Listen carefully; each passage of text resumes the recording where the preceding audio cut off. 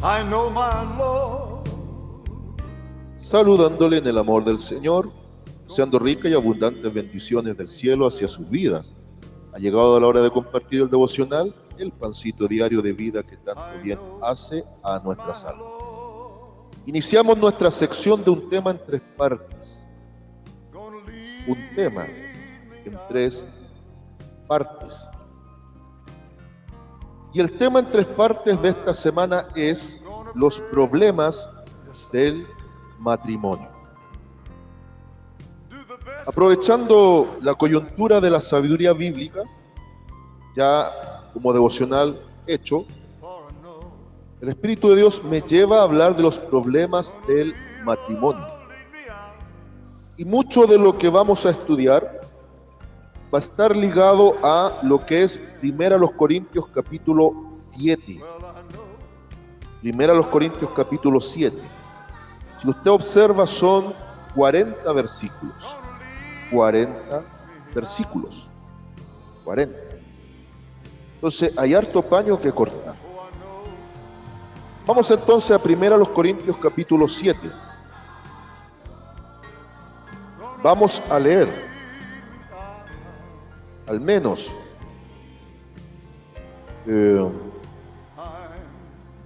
15 versículos, e incluso 16, porque aquí hay un grueso. Problemas del matrimonio. Voy a leer en el nombre del Señor Jesucristo la poderosa palabra de nuestro Dios, que dice de la siguiente manera: en cuanto a las cosas de que me escribisteis, bueno le sería al hombre no tocar mujer. Pero a causa de las fornicaciones, cada uno tenga su propia mujer, y cada una tenga su propio marido. El marido cumpla con la mujer el deber conyugal, y asimismo la mujer con el marido. La mujer no tiene potestad sobre su propio cuerpo, sino el marido, y tampoco tiene el marido potestad sobre su propio cuerpo, sino la mujer. No os neguéis el uno al otro a no ser por causa, no os neguéis el uno al otro a no ser por algún tiempo de mutuo consentimiento, para ocuparos sosegadamente en la oración, y volved a juntaros en uno, para que no os tiente Satanás a causa de vuestra incontinencia. Mas esto digo por vía de concesión, no por mandamiento. Quisiera más bien que todos los hombres fuesen como yo, pero cada uno tiene su propio don de Dios, uno a la verdad de un modo y otro de otro. Digo pues a los solteros y a las viudas, que bueno les fuera quedarse como yo. Pero si no tienen don de continencia, cásese, pues mejor es casarse que estarse quemando. Pero los que están unidos en matrimonio, mando no yo, sino el Señor, que la mujer no se separe del marido, y si se separa, quédese sin casar, o reconcíliese con su marido, y que el marido no abandone a su mujer. Y a los demás yo digo, no el Señor: si algún hermano tiene mujer que no sea creyente, y ella consiente en vivir con él, no la abandone. Si una mujer tiene marido que no sea creyente, y él consiente en vivir con ella, no lo abandone, porque el marido incrédulo es santificado en la mujer, y la mujer incrédula en el marido, pues de otra manera vuestros hijos serían inmundos, mientras que ahora son santos. Pero si el incrédulo se separa, sepárese, pues no está el hermano o la hermana sujeto a servidumbre en semejante caso, sino que a paz nos llamó Dios. Porque ¿qué sabes tú, oh mujer? Porque ¿qué sabes tú, oh mujer, si quizá harás salvo a tu marido? ¿O qué sabes tú, oh marido, si quizá harás salva a tu mujer? Pero cada uno, como el Señor le repartió, y como Dios llamó a cada uno, si haga. Esto ordeno en todas las iglesias. Amén. Si hay un tema complejo, es el tema del matrimonio. Hoy, en la primera parte de esta sección de un tema en tres, donde el tema general es problemas del matrimonio, vamos a titular la meditación de hoy los consejos de Pablo. Los consejos de Pablo. Aquí tenemos que ser cuidadosos. Estas cartas a los Corintios son muy importantes de observar y de discernir. Hay momentos, y aquí lo vemos, donde Pablo enseña y aconseja e imparte prácticamente órdenes con todo el respaldo divino como apóstol, sobre todo los gentiles. Entonces, hay ordenanzas de Pablo y consejos de Pablo con el peso apostólico. Podríamos decir que a ratos Pablo se pone en la jineta de apóstol para traer una enseñanza, sobre todo un tema delicado como es el matrimonio. Pero él también diferencia cuando se toma principalmente de la orden autoritativa de Dios. Entonces, estas cartas hay que saber discernir cuando es Pablo aconsejando a cuando es Dios hablando con plena autoridad y soberanía. Y obviamente, por sobre un consejo apostólico siempre va a estar la autoridad propia de Dios a través de su doctrina. Estas cartas a los Corintios no hay que tomarlas ventajosamente ni antojadizamente, porque hay algunos que dicen, bueno, Pablo enseña que la mujer debe callar, en el contexto, por ejemplo, del orden de la iglesia en 1 Corintios 14. Y dicen que esto rige hasta hoy. La mujer no tiene capacidad de enseñar, tiene que callar y todo. Y eso es una temática que también presentaré ya prontamente en su momento en redes sociales, como corresponde. El pastorado femenino, muy cuestionado. El asunto es que hay algunos que toman las cartas de Pablo a los Corintios, principalmente la primera, y en este caso sobre todo para el matrimonio y el divorcio, lo toman ventajosamente y antojadizamente. A ratos Pablo le escribe solamente a Corintios y a ratos Pablo le escribe a toda la iglesia. Definámonos entonces. Si respetamos el contexto histórico gramatical, si vamos netamente a una sana hermenéutica, una sana interpretación de los textos, no perdamos de vista cuál era la audiencia, cuáles eran los receptores a quienes Pablo le quería escribir. Le está escribiendo a una iglesia inmadura, carente todavía de muchas cosas, aún muy dotada espiritualmente. Le está escribiendo a una iglesia que estaba en un núcleo de pecado. Le está escribiendo a una iglesia que en su ignorancia o inmadurez querían vivir el evangelio a su manera.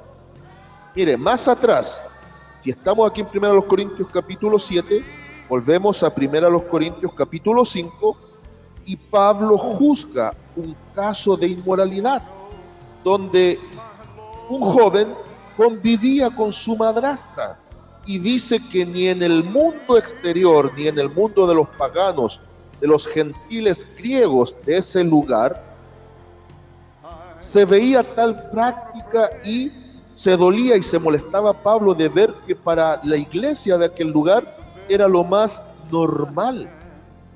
Se estaba normalizando el pecado, sobre todo en las áreas del matrimonio. Ya no solo era que alguien estaba en convivencia, sino que había un conviviente que había tomado a su madrastra. Podemos decir, le levantó la mujer a su padre. Obviamente entendemos que madrastra. Puede ser que el tipo enviudó.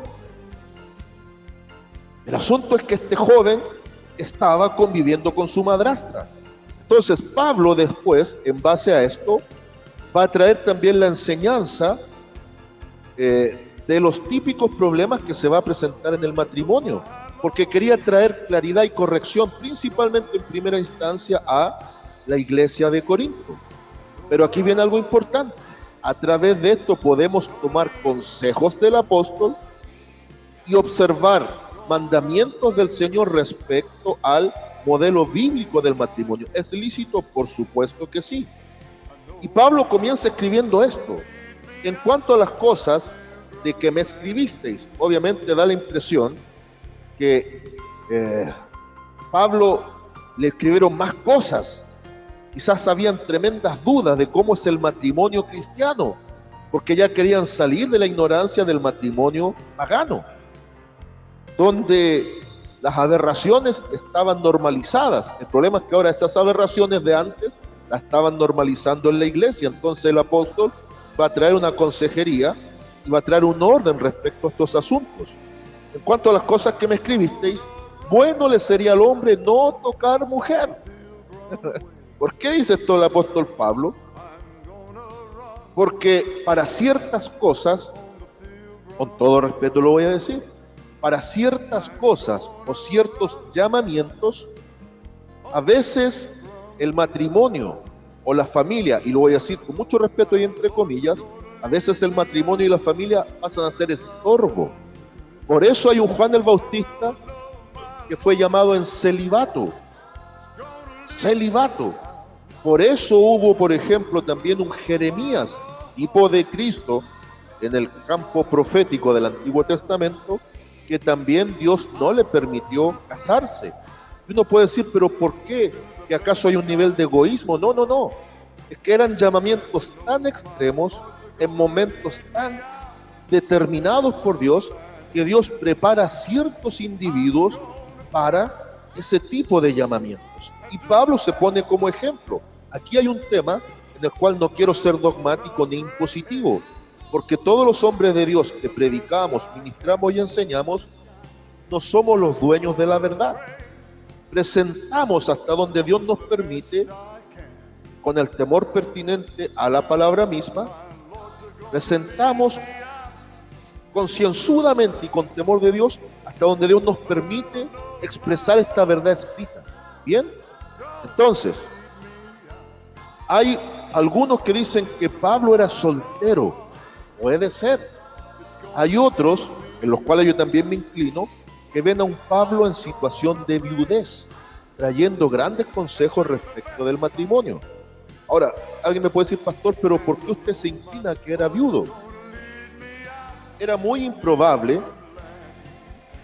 que un hombre de las características del apóstol Pablo, tan celoso de la ley, tan fariseo entre fariseos, como dice él, cuando escribe, por ejemplo, los hermanos de Filipo, cuando da sus características también en Gálatas, de su llamamiento y todo, era tan improbable de que él haya aceptado una soltería. Es más, para haber tenido todo el poder que el Sanedrín le daba y la confianza para ser un cazador de cristianos en su vida antigua, a cualquiera no se le permitía, siendo soltero, escalar tanto en el Sanedrín, en el grupo de los sabios judíos, sabios entre comillas.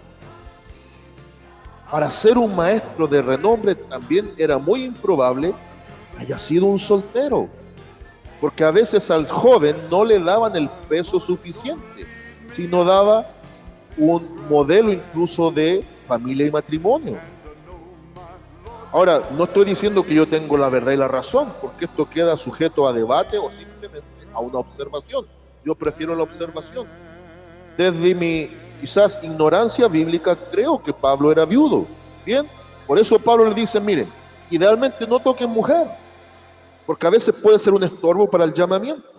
Pero hablando del matrimonio, Pablo es muy cauto, muy sensato, muy práctico y va a presentar lo ideal con lo real. Hay un ideal bíblico del matrimonio, que es el ideal del modelo que Dios dejó para el matrimonio. Pero hay una realidad de muchos problemas, hay una gama amplia, hay un tremendo abanico de problemas matrimoniales en donde desde lo ideal del modelo de Dios antes del pecado en el huerto, producto del pecado de Adán y Eva, y de ahí en adelante todos los matrimonios del mundo, tenemos que estar claros que sobre lo ideal también hay una realidad de matrimonio, y esa realidad de matrimonio tiene más gamas de colores que el arco iris de todo tipo de problemas en el matrimonio. Entonces después Pablo comienza, después de decir ojalá no tocase mujer, dice, pero a causa de las fornicaciones.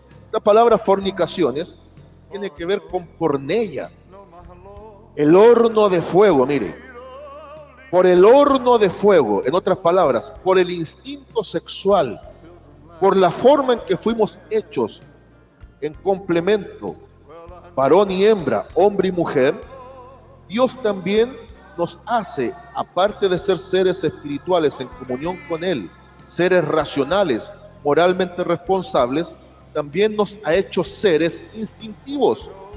Dos grandes instintos.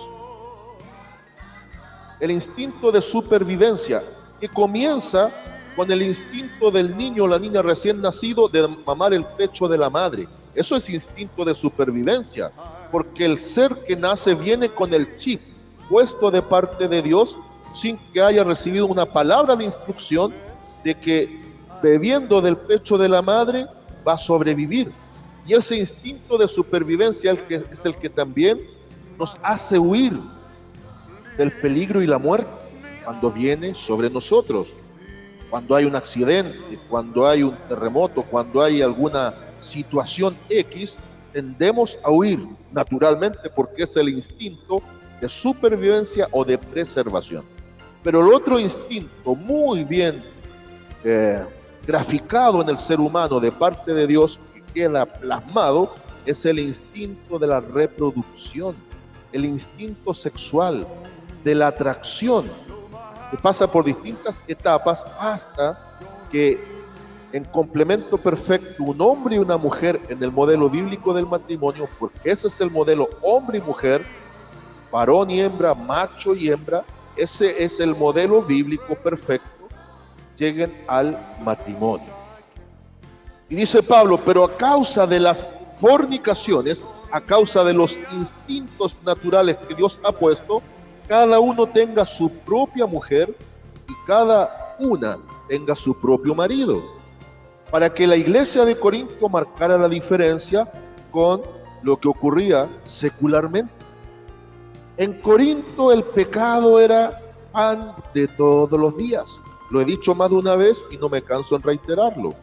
En los días del apóstol era muy común usar el dicho, vamos a corintiar, para decir vamos a fornicar, vamos a pecar, vamos a darle libertad a la carne, vamos a corintiar.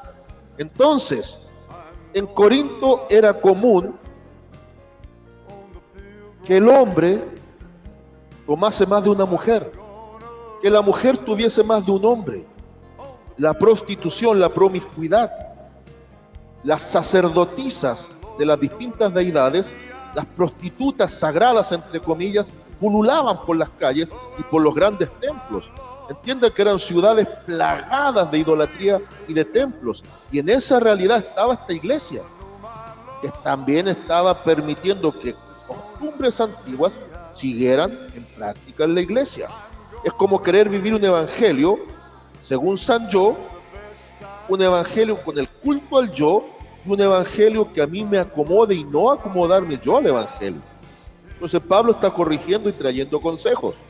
Ahora dice, una vez que identificamos que cada uno tenga a su mujer y su mujer a su hombre, dice, el marido cumpla con la mujer. Tremendo consejo. ¿Y qué debe cumplir? El deber conyugal. Y asimismo la mujer con el marido. Este deber conyugal es amplio, pero principalmente está atendiendo Pablo a la intimidad sexual. Entonces la intimidad en la pareja es un deber y es un derecho. Pero no hay que abusar ni del deber ni del derecho. Cuando la esposa dice no, ya sea porque no se siente bien, ya sea porque está en sus días, ya sea porque está enferma, no la forcemos. Y cuando el esposo a lo mejor está realmente cansado, que no da más, tampoco la mujer lo fuerce. Porque esto tiene que ser un acto de entrega mutuo, voluntario, recíproco, donde más que la sexualidad tiene que predominar el vínculo del amor para estrechar lazos. Esto no es un mero acto reproductivo como los animales. Aquí está involucrada el alma de la pareja. Pero al mismo tiempo tampoco es lícito que la mujer manipule sexualmente al hombre por conveniencias, porque me va a disculpar, eso lo hacen las prostitutas, se venden o se arriendan, cuidado ahí. Y tampoco es lícito, por ejemplo, que el hombre tome a su esposa como un objeto sexual. Pero la idea ¿cuál es? Que cumplan el deber conyugal, deber y derecho. Y asimismo la mujer con el marido, ve que todo esto es recíproco. Tremendos consejos de Pablo. Después en el 4, la mujer no tiene potestad sobre su propio cuerpo, sino el marido. ¿Por qué? Porque como causa del pecado, en Génesis 3, respecto de las maldiciones, no se olvide que Dios le dice a la mujer, por haber pecado, ahora tu voluntad, tu deseo va a ser sujeto a tu marido, y él tendrá potestad sobre ti. Vuelvo y repito, lo que no significa que el hombre pase a ser un dictador, un manipulador o una persona que ejerza dominio irracional, bestial sobre su mujer. No, no, no, no. El marido es la cabeza de la mujer es la corona del marido y Cristo está por sobre. Entonces en el matrimonio, clave es que sean 3 y no 2. El hombre, la mujer y Cristo en medio, para que se tenga este equilibrio. Entonces dice ahora, el 5, no os neguéis el uno al otro, a no ser por algún tiempo de mutuo consentimiento, para ocuparos sosegadamente en la oración y volved a juntaros en uno, para que no os tiente Satanás a causa de vuestra incontinencia. ¿Es sano tener vida sexual íntima en la pareja? Es totalmente sano. Pero todos los extremos son peligrosos. La total abstinencia en la pareja es peligrosa. Satanás va a trabajar. Y no tener un freno, un límite, también es peligroso. Porque entramos en las áreas de la fantasía y el diablo es experto en trabajar en eso. Y fíjese el versículo 6. Mas esto digo por vía de concesión, no por mandamiento. En otras palabras, Pablo está diciendo, hay un ideal y hay algo real. Estoy basándome en lo real, está diciendo Pablo. Concesión, más que mandamiento. Voluntad permisiva de Dios. Así como Dios, y es un tema que vamos a observar, no hoy día, pero lo vamos a observar, así como Dios tuvo que permitir por concesión el divorcio, Dios tuvo que preferenciar, conociendo el corazón humano, lo real por sobre lo ideal. Entonces aquí Pablo está diciendo eso, por concesión. Esto lo digo por la realidad de los grandes problemas en el matrimonio. Quisiera más bien que todo, versículo 7, los hombres fuesen como yo. Ahí está el tema. Soltero o viudo da lo mismo, pero que fueran como él y que tuvieran su don de Dios. Y en este caso Pablo enseña del don de continencia, que va a servir mucho para los solteros. Si el soltero no tiene don de continencia, es decir, sobre todo el joven bien hombre, la jovencita bien mujer, con todas sus hormonas bien puestas, con todos sus deseos sexuales bien puestos, si no es capaz de refrenar su cuerpo, pida a Dios don de continencia, para que no se esté quemando por ese instinto sexual que le va a impulsar al pecado. Porque el diablo va a trabajar ahí en nuestra imperfección, naturaleza pecaminosa. Ahora, el don de continencia es un don muy especial, porque es tanto espiritual como físico. Es un don de Dios espiritual, pero que afecta positivamente en lo físico. Entonces el hombrecito que es bien hombrecito, la mujercita que es bien mujercita, no deja de ser hombre ni mujer, pero Dios aplaca el instinto sexual para llamamientos específicos. Lo que pasó con Jeremías, lo que pasó con Juan el Bautista. Al Señor Jesucristo dejémoslo al margen de esto, porque Él está sobre eso. Porque Él, en esencia, sin dejar de ser hombre, es todo Dios. Bien, perfecto, avanzamos a otro punto. Pero aquí viene algo tremendo. Esto lo aplica tanto a solteros como viudas. Hay viudas y viudos que se pueden casar, y hay viudos y viudas que, si no quieren, tampoco se casan. El viudo y la viuda están en plena libertad para casarse. Pero el viudo y la viuda tiene que analizar bien si se quiere volver a casar o si se quiere quedar solo. El problema es que el viudo y la viuda, que se van a quedar solos, también van a necesitar la asistencia del Espíritu Santo, al igual que el soltero, con el don de continencia. Porque si no, es clave que el soltero hombre o mujer y el viudo hombre o mujer, si no van a ser capaces de refrenar el instinto sexual, y Dios no les ha dado esa capacidad, mejor que los solteros se casen y los viudos se vuelvan a casar, pero vamos a ver después que es clave en el Señor. Ahora bien, voy a saltarme ya al versículo 10. Aquí viene algo tremendo. Pero los que están unidos en matrimonio, aquí cambia la historia. Ahora no es un mero consejo apostólico, es un mandamiento de Dios. Aquí Pablo ya se fue a la ley. Pero los que están unidos en matrimonio, mando, no yo, sino al Señor, que la mujer no se separe del marido. Pero vamos a tomar con lupa y pinza esto. Y si se separa, ojo, note por favor, Dios dice no te separes, pero si por causas válidas, que vamos a observar después, dentro de estos días, y por causas válidas te tocó separar, ojo, quédese sin casar, o reconcíliese con su marido, y que el marido no abandone a su mujer. Repito, aquí el apóstol Pablo está siendo muy cauto, pasa del mero consejo apostólico a la voz autoritativa de Dios desde la ley, y pasa desde lo ideal del matrimonio a lo real cuando hay problemas en el matrimonio. En cambio ahora, fíjese el versículo 12, cómo cambia el lenguaje. Y a los demás, yo digo, no el Señor. Ahora es Él, con consejo apostólico y autoridad de apóstol. Si algún hermano tiene mujer que no sea creyente, y ella, ojo, consciente en vivir con él, no la abandone. Y si una mujer tiene marido que no sea creyente y él consciente en vivir con ella, no lo abandone. ¿Por qué? Porque ya sea el hombre o la mujer que ya fueron alcanzados por el Evangelio, pueden ser el canal de bendición para que el otro se convierta.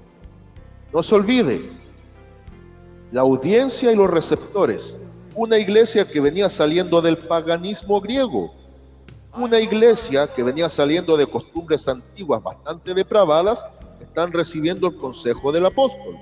Pero a partir de eso, la iglesia en general, porque Pablo dice, comando y enseño a todas las iglesias, ¿cuáles iglesias? Sobre todo de las zonas de mayor conflicto, también nosotros podemos tomar principios válidos para todo tiempo y para todo matrimonio. Pero yo soy un hombre de Dios y un pastor que los casos matrimoniales hay que observarlos uno a uno, con mucha atención, con mucho cuidado, con mucha delicadeza, bajo la lupa bíblica y con las pinzas del Espíritu Santo, para no ser dogmático y encajonar a todos en un mismo saco, porque ningún matrimonio es igual a otro. Cada matrimonio tiene sus cositas. Pero Pablo dice, ahora yo como apóstol digo, idealmente, si estás con tu cónyuge, sea hombre o mujer incrédulo, idealmente no te separes. Aplica la fe. Porque ¿qué sabes tú si el Señor va a convertir a esa persona? Pero aquí quiero hacer una excepción al punto. Aquí Pablo no está diciendo, mira, tú eres creyente, anda al mundo a casarte con quien se te ocurra. No. Está diciendo que lo más probable es que era un matrimonio. Ambos eran incrédulos, pero uno de los dos fue alcanzado por la salvación de Cristo. Ahora, obviamente en el matrimonio, cuando uno de los dos es alcanzado a salvación, va a haber tremendo problema. Traigamos esto a la realidad muy práctica. ¿Qué pasa si en el mundo, en el tiempo antiguo, ambos eran buenos para la fiesta, buenos para su traguito, su cigarro? Si ambos se llevaban muy bien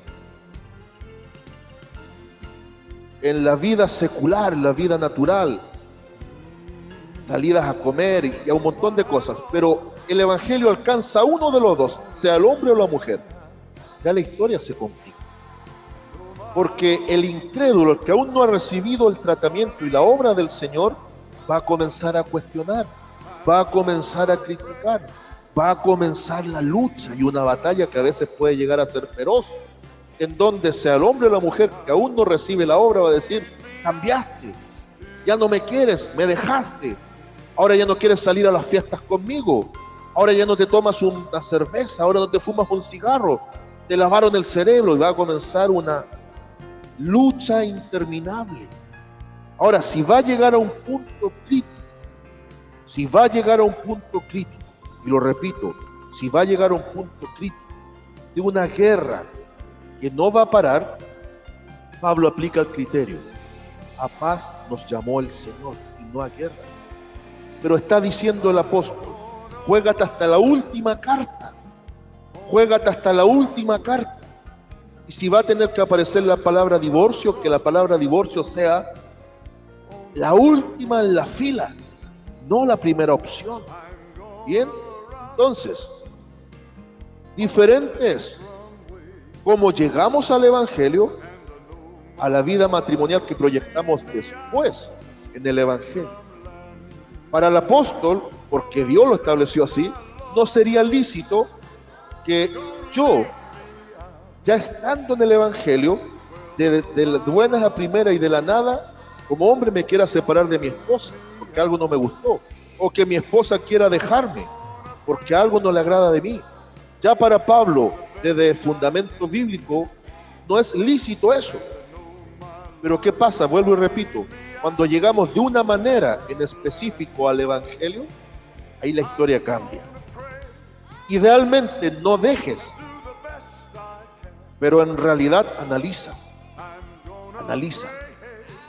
¿Ah? Analiza. Si vas a estar dispuesto a un sufrimiento por tener una persona incrédula a tu lado, analiza hasta dónde vas a ser capaz de soportar.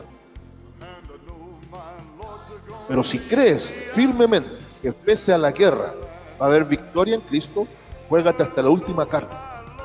Pero si ya tienes incluso testimonio de que en la voluntad permisiva Dios va a preferir que cada uno siga su vida por separado, tómalo en cuenta. Pero para el devocional de mañana, ¿qué pasa una vez divorciados? ¿Significa que hay muchas problemáticas? Entonces, una conclusión para cerrar. La Biblia nos presenta lo ideal y lo real del matrimonio. Y debemos ser muy cautos en saber discernir lo ideal de Dios a lo real que nos toca vivir.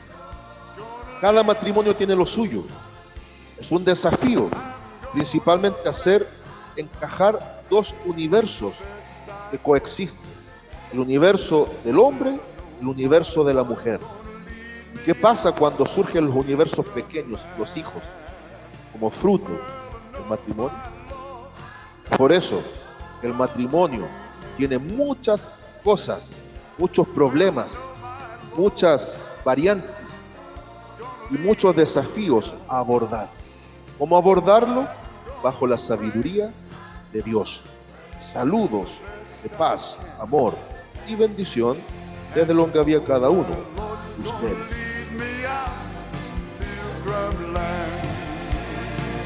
And I know my Lord's gonna